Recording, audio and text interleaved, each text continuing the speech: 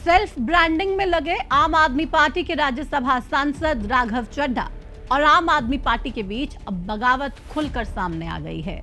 लंबे समय से राजनीतिक हवाओं में ये सवाल तैर रहे थे कि राघव आपके होकर भी आपके नहीं रहे, लेकिन इन सवालों पर आम आदमी पार्टी के नेता सिर्फ और सिर्फ बातें गोल गोल घुमा रहे थे। कोई ठोस जवाब कहीं से भी आ नहीं रहा था, लेकिन कहते हैं ना, किसी भी चीज की एक हद होती है और आज वो हद पार हो चुकी है। गुरुवार को दोपहर एक ऐसी हेडलाइन सबके सामने आई जिसने दिल्ली से पंजाब तक की राजनीति को हिलाकर रख दिया।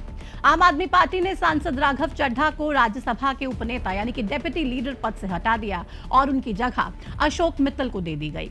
पार्टी ने राज्यसभा सचिवालय को बकायदा पत्र लिखकर कहा कि सदन में पार्टी की तरफ से बोलने का समय राघव को ना दिया जाए। हालांकि उनका कार्यकाल 2028 तक है, लेकिन पार्टी ने उन्हें तकनीकी रूप से मौन कर दिया है। वजह पार्टी से उनकी बढ़ती दूरी और उनकी अपनी सेल्फ ब्रांडिंग, जिसे कहते हैं मॉडर्न पॉलिटिक्स। नमस्कार, आपके साथ मैं प्रतिमा दत्ता। आज की वीडियो में हम राघव चड्ढा की इसी मॉडर्न पॉलिटिक्स और पार्टी के साथ उनके बदलते रिश्तों को समझेंगे। कैसे पार्टी के अहम मुद्दों से दूर रहकर भी राघव जनता के चहेते बने रहे, और जानेंगे कि आखिर क्यों आम आदमी पार्टी के सब्र का बांध टूट गया और राघव को मौन कर दिया गया। आप अगर राजनीति को समझते हैं तो आपको ये जरूर पता होगा कि कोई भी नेता यूं ही नेता नहीं बन जाता। वो नेता बनता है पहचान से, जो किसी पार्टी की होती है, उसकी मेहनत की होती है, उसके मुद्दों की होती है, पार्टी के लिए उनके कंसर्न से होती है। लेकिन क्या हो जब कोई नेता पार्टी लाइन से हटकर केवल सामाजिक मुद्दों पर लगातार बात करता रहे, जो ना सरकार से सवाल पूछे, ना अपनी पार्टी का पक्ष रखे, ना पार्टी के मुद्दों को सदन में रखने का काम करे। वो उन मुद्दों पर बात करे जो किसी को ना चुभे, ना पक्ष ना ही विपक्ष, और इस सब के साथ वो नेता सीधे आम जनता से जुड़ जाए। इसी को कहते हैं मॉडर्न पॉलिटिक्स। फिलहाल राघव चड्ढा इसी लाइन के नेता नजर आ रहे हैं, लेकिन राघव चड्ढा ये भूल गए कि उनकी जिम्मेदारी जनता के साथ साथ अपनी पार्टी के प्रति भी है। वो पार्टी जिसने राघव चड्ढा को राज्यसभा सांसद बनाया, वो पार्टी जिसने राघव चड्ढा को राघव चड्ढा बनाया, वो उस पार्टी के मुद्दों को उठाना तो दूर, पार्टी के सबसे नाजुक समय में बोलना तो छोड़िए, एक ट्वीट भी नहीं करते दिखाई दिए। जो नेता एक समय पार्टी का पक्ष बड़ी ही मुखरता से रखता था, वो पार्टी लाइन से हटकर बात कर रहा था। असल में ये एक पैटर्न होता है, और इसे कहते हैं राजनीति में कोई पैटर्न यूं ही नहीं बदलता, उसके पीछे एक कहानी होती है। लेकिन इस कहानी से पहले आप एक कहानी और जान लीजिए, जो जुड़ती है दिल्ली के अन्ना हजारे के भ्रष्टाचार विरोधी आंदोलन से, जिसे जन लोकपाल आंदोलन कहा गया। साल 2012-13 में एक chartered accountant, London school of economics से पढ़ा लिखा एक ब्रांडेड चेहरा राघव चड्ढा, जो इंडिया अगेंस्ट करप्शन आंदोलन से जुड़ता है। यहाँ उनकी मुलाकात अरविंद केजरीवाल से होती है, जो जल्द ही दिल्ली की सड़कों पर केजरीवाल के बगल में नजर आने लगता है। हर प्रेस कॉन्फ्रेंस में ऐसी दलीलें कि बीजेपी के बड़े बड़े दिग्गजों को पसीने आ जाएं। राघव चड्ढा केजरीवाल के तर्कश का वो मजबूत तीर बन गए, जिसे केजरीवाल जहां छोड़ते वो सीधा निशाने पर जाकर लड़ता। पार्टी की पहचान बढ़ी तो राघव का कद भी बढ़ा। राघव चड्ढा को केजरीवाल के बाद आम आदमी पार्टी का बड़ा चेहरा मानकर देखा गया। 2015 में दिल्ली सरकार में वित्त मंत्री के सलाहकार बने। 2016 में महज 27 साल की उम्र में राष्ट्रीय प्रवक्ता बने। 2020 में राजेंद्र नगर से विधायक और दिल्ली जल बोर्ड के उपाध्यक्ष बने।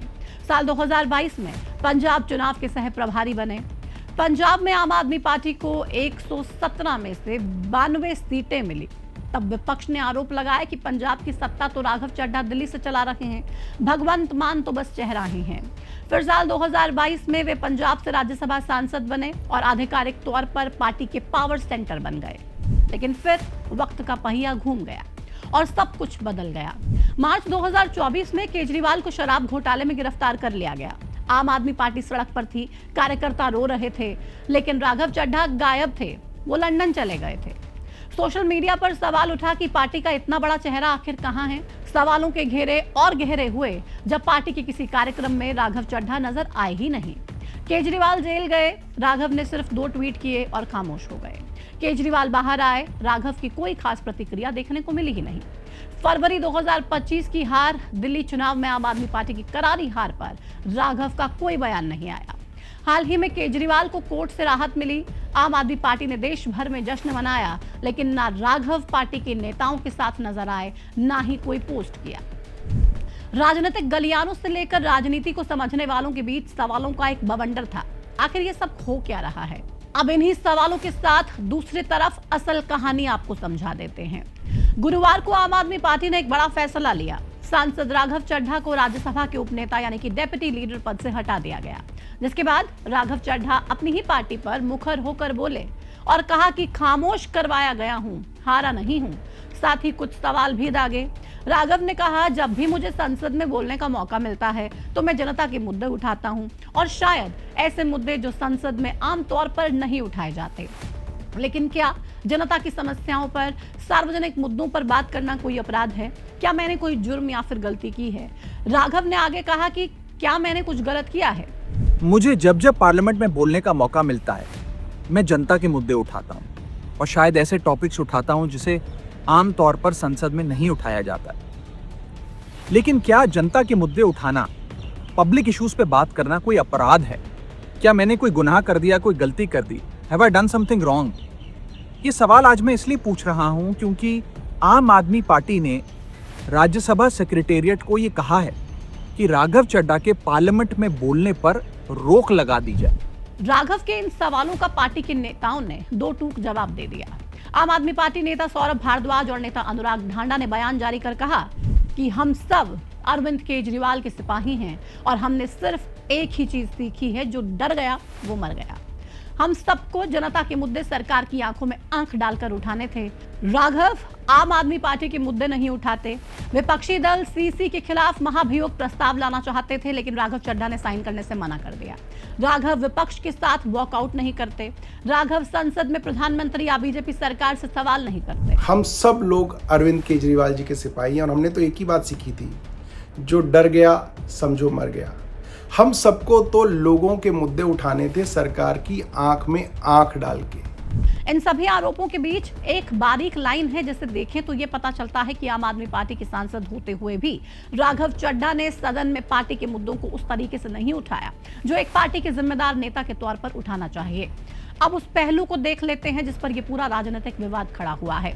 असल में राघव चड्ढा लंबे समय से उन मुद्दों पर बात करते हैं जो किसी पार्टी से सरोकार ना रखते हुए सीधा आम जनता से सरोकार रखती है, जिसमें कोई ऑब्जेक्शन नहीं होता है। होती है तो केवल आम जनता की आपके लिए तालियां, जो आपको एक ब्रांड बनाती हैं, और इसी तरह का ब्रांड बन गए हैं राघव। राघव ने राज्यसभा में ऐसे मुद्दे उठाए जो युवाओं और मिडिल क्लास के बीच जबरदस्त वायरल हुए। Gig workers, Zomato, Swiggy, delivery partners की सैलरी और सुरक्षा का मुद्दा, 28 दिन रिचार्ज, मोबाइल रिचार्ज 28 नहीं बल्कि पूरे महीने का होना चाहिए, एयरपोर्ट पर सस्ता खाना यानी कि यात्रियों के लिए सस्ती मील, पैटर्निटी लीव, इसे कानूनी हक बनाने की मांग। इन मुद्दों ने राघव को पार्टी से बड़ा ब्रांड बना दिया। राघव की इसी ब्रांडिंग और पार्टी लाइन में बात ना करना आम आदमी पार्टी को परेशान कर रहा था, जो अब बाहर आ चुका है। अब ये शीशे की तरह साफ हो चुका है कि पार्टी और उनके बीच में अब ऑल इज नॉट वेल। अब सवाल ये है कि क्या राघव जैसे पढ़ा लिखा नेता ये मान चुका है कि राजनीति में लॉयल्टी यानी कि वफादारी से ज्यादा पोजीशनिंग मायने रखती है। मार्च के महीने में अटकलें थी कि वे बीजेपी ज्वाइन कर सकते हैं। हालांकि ना राघव बोले ना बीजेपी, लेकिन अब आम आदमी पार्टी ने उन्हें खुली चेतावनी दे दी है कि पार्टी लाइन से बाहर जाना बर्दाश्त नहीं होगा। अब क्या राघव बीजेपी के लिए सॉफ्ट टारगेट बनेंगे? क्या आम आदमी पार्टी में अब राघव का कोई भविष्य आपको देखने को मिल रहा है, या फिर राघव को अपनी नई राह चुननी पड़ेगी? आपको क्या लगता है? कमेंट सेक्शन में जुड़ के हमें जरूर बताइए। साथ ही साथ हमें यह भी जरूर बताइएगा कि जिस पार्टी ने आपको राज्यसभा सांसद बनाया, क्या उस पार्टी के बारे में बात करना आपको इतना परेशान करना चाहिए, या उस पार्टी के मुद्दे उठाना आपको उससे परहेज रखना चाहिए? या फिर पंजाब से आपको राज्यसभा सांसद बनाया गया, आपने पंजाब के हक की बात नहीं की, क्या उससे गुरेज करना चाहिए था? आखिर हुआ क्या? क्योंकि राघव चड्ढा तो कह रहे हैं हम आम लोगों की आवाज को उठाते रहे, मैं आम लोगों की बात करता रहा हूं, लेकिन पार्टी की बात क्यों नहीं की गई? और राघव चड्ढा भले ही तमाम वो सवाल पूछ रहे हो जो तमाम सांसदों को पूछने चाहिए, लेकिन वो पूछते नहीं हैं, क्योंकि हर कोई नेता ये समझता है कि भाई हमें आम आदमी से क्या। तो क्या राघव को आम आदमी की बात उठाना महंगा पड़ गया, या फिर अगर आम आदमी के मुद्दों के साथ साथ आम आदमी पार्टी की आवाज को भी वो राज्यसभा में उठाते तो शायद पार्टी को कोई प्रॉब्लम नहीं होती। आपको क्या लगता है, अपनी राय कमेंट सेक्शन में हमारे साथ जरूर साझा कीजिएगा। इस वीडियो में फिलहाल इतना ही। नमस्कार।